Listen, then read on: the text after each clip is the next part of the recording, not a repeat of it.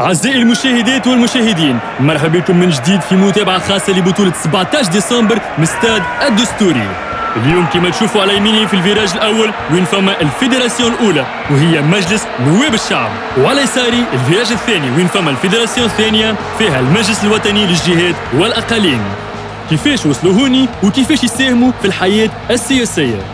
أي سيدي نبداو بمجلس نواب الشعب اللي فيه 161 نائب على 161 دائرة انتخابية أعمارهم ما أقلش من 23 سنة. النائب ينتخب بصفة فردية مباشرة من الشعب اللي يعطيه صلاحيات باش يشرع ويصن القوانين ويراقب ويسائل الفريق الحكومي لمدة 5 سنين.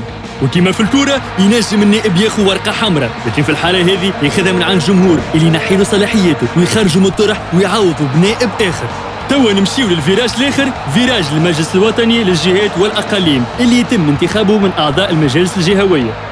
مازلنا نستناو في القانون باش يحدد عدد أعضائه وعلى قداش من عام ننتخبوهم، أما اللي نعرفوه إنه هما زادا يشرعوا القوانين ويراقبوا الحكومة.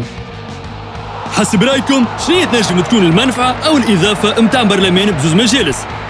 كان معاكم الفاهم التونسي من برنامج الكورة عندك، حلل ناقش مستقبلك.